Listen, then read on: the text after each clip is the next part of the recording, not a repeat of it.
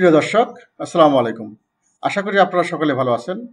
আমি মোহাম্মদ মাসুদ রানা, আল্লাহর রহমতে বেশ ভালো আছি।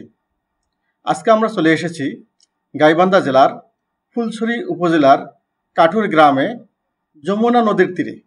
এই যে নদীটি দেখছেন, এটি হচ্ছে যমুনা নদী। শত শত বছরের ইতিহাস আর বেদনার সাক্ষী এই বিশাল জলরাশি।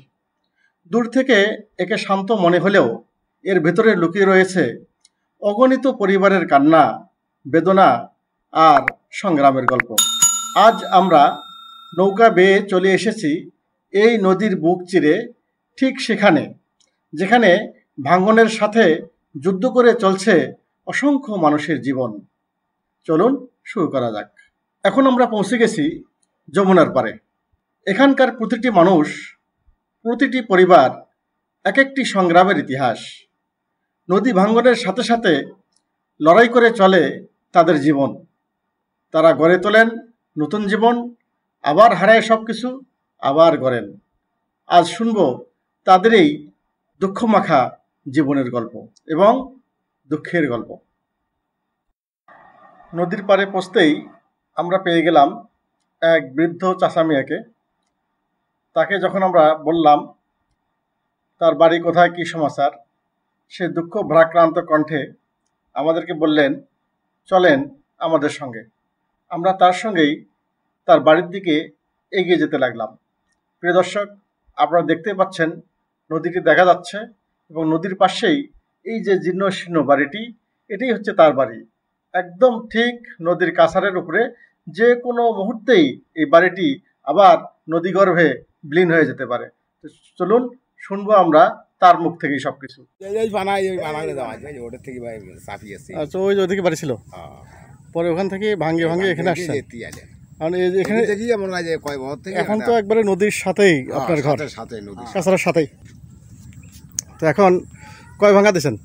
ভাঙ্গা তো মনে করেন এটি তো মনে করেন 3টে ভাঙ্গা দিয়ে এটি চাপিলাম।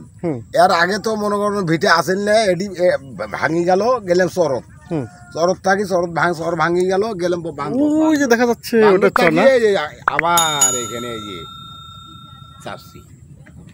এখান থেকে চরত গেছিলেন? চরত গেছিলেন? তো চরত থেকে আবার এখানে আসলেন কেন? চর আবার ভাঙি গেছে। আচ্ছা আচ্ছা, তারপর আবার এখানে আসছেন। এখানেও তো কোন মুহূর্তে ভাঙে যাবে তার কোনো ঠিক ঠিকানা নেই। গোটাল ভিটে গেছে ভাঙিয়া না। ও, এখানে আসার পরেও গোটালটা ভাঙি গেছে। এখন এই যে রাত্রেবেলা যখন বাতাস ওঠে, নদীর সমস্যা শব্দ করে, তখন তো ভয় লাগে মনে হয়? ভয় তো লাগবে, ভয় লাগিয়ে তো লাভ তো নাই, জায়গা নাই। আচ্ছা আচ্ছা যাওয়ার বুদ্ধি নেই তো, ওই যাওয়ার বুদ্ধি নেই। আচ্ছা, প্রিয় দর্শক, বাড়িওয়ালার অনুমতি ক্রমে আমরা এখন ঢুকে পড়েছি একটি নদীভাঙ্গা পরিবারের ঘরে। বাড়ি বলতে আসলে কিছু নেই, একেবারেই জরাজীর্ণ টিনের ছাউনি, ভাঙ্গা বাঁশ আর ছেঁড়া পলিথিন দিয়ে কোনো মতো মাথা গোজার ঠাঁই। ভিতরে ঢুকতেই বুকটা কেঁপে ওঠে। অল্প জায়গার ভেতরে এক কোণে রাখা একটা পুরনো খাট, তাতেও নাই ঠিকমতো কাঁথা বালিশ। অন্য কোণে কিছু হাঁড়ি পাতিল দেখা যাচ্ছিল, যেগুলো হয়তো এখনো বেঁচে থাকার একমাত্র সম্বল। আর এক সাইডে দেখতে পেলাম তাদের একেবারেই মহামূল্যবান সম্পদ যেটা, সেটা হচ্ছে 2টা গরু ছাগল। কোনো মেঝে নেই, শুধু কাদামাটির জমিন। বর্ষায় এই ঘরটা যেন পানির সাথে লড়ে চড়ে কোনো মতো টিকে থাকে। টিনের ফাঁক দিয়ে বৃষ্টি ঝরঝরে পড়ে, বাতাস ঢুকে যায় অবাধে। কিভাবে এ পরিবার দিনরাত এখানে বেঁচে থাকতে পারে ভাবতেই গলা আটকে আসে। দেয়াল বলতে তো কিছু নেই, নেই কোনো বেড়া, নেই কোনো সাজসজ্জা, শুধু চোখে পড়ে দুঃখ আর অনিশ্চয়তার ছাপ। তাদের মুখের দিকে তাকালে বোঝা যায় আজকে কোনোভাবে চলছে, কিন্তু কালকে কিভাবে দিন কাটবে তা কেউ জানে না। প্রিয় দর্শক, এই জরাজীর্ণ ঘরের ভিতর দাঁড়িয়ে আমি সত্যিই আবেগে আপ্লুত হয়ে পড়েছি। আবেগ সামলাতে পারছি না। যারা কোনোদিন এই সমস্ত ঘরে থাকে নেই, বড় বড় ঘরে থাকতো, বিশাল জমি জমা ছিল, আজ তারা নদী ভাঙ্গনের নির্মম শিকার হয়ে এই ছোট্ট অস্থায়ী কুড়ের ঘরের ভেতর কোনো মতো বেঁচে আছে। এ শুধু একটা বাড়ির গল্প নয়, হাজারো নদী ভাঙ্গা পরিবারের বাস্তবতা, তাদের দুঃখ, তাদের অশ্রু আর প্রতিদিনের সংগ্রাম আমাদের চোখে আঙ্গুল দিয়ে দেখিয়ে দেয় নদী ভাঙ্গন কেবল ভিটামাটি কেড়ে নেয় না, কেড়ে নেয় মানুষের স্বপ্ন। মানুষ কথায় বলে আগুনে পুড়লে শুধু বাড়িটাই ধ্বংস হয়, কিন্তু জায়গা জমি ভিটেমাটি থাকে, আর নদী ভাঙলে কিছুই থাকে না। চাচি এদিকে আসেন, আপনি কি করেন? আমি কিছু করে হইনি বা কিছু করতে পারেন না? না। আপনার স্বামী মারা গেছে? হ্যাঁ, কতদিন আগে? আজ 5-7 বছর হয়ে। 5-7 বছর। আপনার কি নদী ভাঙছে? হ্যাঁ হ্যাঁ, হ্যাঁ। বাড়ি কোথায় ছিল? বাড়ি চরে এসেছিল। ওই দিকে চরে? তো চর থেকে এখানে চলে আসছেন? কি করে খান? এই দুঃখ ভাইয়ের মাঝে খাই, দুঃখ মেহনত করে খাই, তাকে এখন তো পাইনি। ও, তারপরে তারপর আর কি বিছনে পড়ছি। পান কিনে খান, পান কিনে খান। তো আপনার বাড়ি কয় ভাঙ্গা দিচ্ছেন? 2-3 ভাঙা হয়েছে। 2-3 ভাঙ্গা? হ্যাঁ। তো 2-3 ভাঙ্গা দিলে তো একটা মানুষের কিছু থাকে না। কিচ্ছু নাই তো, এই বাড়ি আসি আছে। এখন এখন কোথায় বাড়ি আপনার? এই যে এই ঘর। এই যে এই ঘরে থাকেন? হ্যাঁ। আচ্ছা আচ্ছা। তো ছেলে মেয়ে কয়জন আপনার? আমার ছেলে মেয়ে নেই। ছেলে মেয়ে নাই? না। আর আর এক কষ্ট। হ্যাঁ। ছেলে মেয়ে থাকলে তো দেখাশোনা করতো। সরকারে আপনাদেরকে কি দেয়, সাহায্য কি দেয়? কিছু দেয় না আমার। Member chairman? কিছু দেয় না। মেম্বার চেয়ারম্যান কিছু দেয় না? না। তো মেম্বার চেয়ারম্যানের কাছে যান নাই? যাই চাই দেয় না তো আমার। কিছু দেয় না? না। কার্ড দেয় না? কার্ড? কিসের কার্ড? ওই যে তেল কালাই কি কি দেয়? না না বাবা, দেয় না। কিছু দেয় না? না। চাচা আপনারা কি দেয়? একটু আসেন, এদিকে আসেন। আপনারা কিছু দেয় না? কিছু দেয় না। তো চেয়ারম্যান মেম্বারের কাছে গেছিলেন? যাই তো, কি বলছে? নাই ওরা আছে আর কোটালে দেমো এই দেন করি। অঙ্করে খেতে যায় বাবা। আপনাদের প্রথম যখন নদী ভাঙে তখন আপনার বয়স কত? প্রথম যখন বয়স তখন আমার মনে করেন 20-22 বছর। 20-22 বছর। আচ্ছা। নদী ভাঙ্গা চাচা আসেন, এদিকে আসেন। আমার বিয়ে শাদী করা একসাথে। ও, যখন নদী ভাঙে তখন বিয়ে শাদী করছেন? আচ্ছা, আপনার যখন স্বামী মারা যায় তখন কি নদী ভাঙার আগে মারা গেছে না পরে মারা গেছে? নদী ভাঙ্গি মারা গেছে। নদী ভাঙিয়ে মারা গেছে। মানে এই লোকটা তো খুব কষ্ট আছে দেখি। কষ্ট মানে সরকার মেম্বার চেয়ারম্যান দেখেন আপনার দিকে দেখি? না, দেখে না বাবা। দেখে না? না। আচ্ছা, এই যে কাঁচালের উপরে কেমন থাকেন? যখন পানি আসে তখন কি করেন? পানি তখন ঘরে থাকি। ওই বান্ধে চলে যান? হ্যাঁ। গরু বাছুর?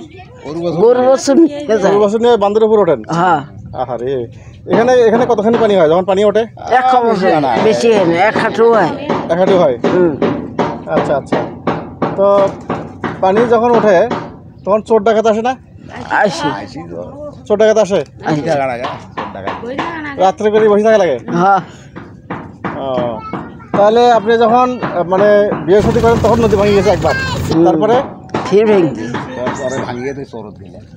কত সালে হবে অনুমান? 5 সালের মতন হবে। 5 সাল হবে। 2005 সালে নদী ভাঙছিল, আপনি ভাঙে যান। প্রিয় দর্শক, যখন আমি পরিবারটিকে জিজ্ঞাসা করলাম কিভাবে তারা এখন জীবনযাপন করে, তখন তাদের উত্তর শুনে সত্যিই চোখ ভিজে গেল। তারা বলল, নিজেদের জমিতে কোনোদিন কাজ করতে হয়নি। আমরা ছিলাম অনেক জমির মালিক, কিন্তু আজ সব কিছু নদী ভেঙে নিয়ে গেছে। এখন আমাদের আর কোনো জমি নেই, নেই নিজের ভরসার জায়গাটুকু। আজ আমরা অন্যের জমিতে দিনমজুরি করি, সকাল থেকে সন্ধ্যা পর্যন্ত খাটুনি খেটেও ঠিক মতো খাবার জোটে না, তার উপর বেশিরভাগ সময় কাজও থাকে না। তখন না খেয়ে বা অর্ধেক খেয়ে দিন যাপন করতে হয়। দর্শক, ভেবে দেখুন, যে মানুষ একদিন নিজের জমির মালিক ছিল, নিজেরাই ফসল ফলাতো, সেই আজ অন্যের জমিতে দিন মজুরি করে কোনো মতো বেঁচে থাকার সংগ্রামে লিপ্ত। এ শুধু অর্থনৈতিক সংকটেই নয় বা অর্থনৈতিক কষ্টই নয়, এটা এক অজানা অপমান, এক নিঃশব্দ কান্না যেটা ভাষায় প্রকাশ করা সত্যিই কঠিন। প্রিয় দর্শক, নদীভাঙ্গা এই মানুষগুলোর জীবনে নেই কোনো নিরাপদ গোসলখানা, নেই পরিষ্কার পানির ব্যবস্থা। শিশু থেকে বৃদ্ধ সবাইকে নদীতেই গোসল করতে হয়। জলের ভেতরে জলজ প্রাণীর ভয়, এমনকি কুমিরের আশঙ্কাও উপেক্ষা করে তারা প্রতিদিন এই নদীতেই গোসল করে। শুধু গোসল নয়, এই নদীর পানি দিয়েই তারা ধুয়ে ফেলে থালা বাসন, কাপড় চোপড় আর কলসিতে ভরে নিয়ে আসে পানীয় জল।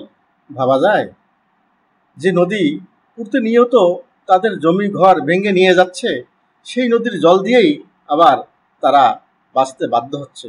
জীবন বাঁচানোর আরেকটা বড় যুদ্ধ চলে খাবার টেবিলে। মাছ কেনার মতো কোনো সামর্থ্য তাদের নেই, তাই নিজেদের জীবন বাজি রেখে এই নদীতে নেমে তারা মাছ ধরে। এমনকি ছোটরাও চেষ্টা করে কিছু মাছ ধরে হলেও বাবাকে একটু সহায়তা করার জন্য। নদীর স্রোত, গভীরতা, ভয় সব কিছু সত্ত্বেও মাছ ধরা ছাড়া তাদের আর কোনো উপায় নেই, কারণ পরিবারকে না খেয়ে তো আর রাখা যায় না। এই সংগ্রামের ভিতর দিয়েই চলে তাদের প্রতিদিন, প্রতিটি রাত। প্রিয় দর্শক, আজ আমরা কাছ থেকে দেখলাম যমুনা নদীর পাড়ের অসহায় মানুষের জীবন। স্বপ্ন, ভিটেমাটি, জমিজমা সব কিছু নদী কেড়ে নিয়েছে, তবু তারা হাল ছাড়েনি। এক টুকরো ভাঙা ঘরে অনিশ্চয়তার মাঝেও তারা প্রতিদিন নতুন দিনের আশায় বেঁচে থাকে। এই কষ্টের গল্প শুধু একটি পরিবারের নয়, এটা হাজারো নদীভাঙ্গা মানুষের কান্না। তাদের জীবন আমাদের চোখে আঙ্গুল দিয়ে দেখিয়ে দেয়, আঙ্গুল দিয়ে শেখায় মানুষ কত কষ্টের মাঝেও বেঁচে থাকতে পারে। প্রিয় দর্শক, আসুন আমরা সবাই এদের কষ্ট একটু অনুভব করি। শুধু দেখেই নয়, মনে রাখি যে জমি, যে ঘর, যে স্বপ্ন আমাদের আছে, সেটাই হয়তো কাল নদীর গর্ভে হারিয়েও যেতে পারে। এই ভিডিওটি যদি আপনাদের মনে এতটুকু দাগ কেটে যায়, তবে দয়া করে শেয়ার করুন, যাতে করে আরও অনেক মানুষ নদীভাঙ্গা পরিবারের দুঃখ ও সংগ্রামের কথা জানতে পারে। কারণ তাদের কণ্ঠস্বর, তাদের হাহাকার আমাদের সবারই শোনা দরকার। প্রিয় দর্শক, মানুষের জিন্দেগি খুবই ছোট। এপারের জীবন হতে ওপারের জীবন অনেক লম্বা, অনেক শান্তিময়। তাই চলুন আমরা মুসলিম হলে প্রত্যেকেই সময় মতো নামাজ আদায় করে নিই। আল্লাহ হাফেজ।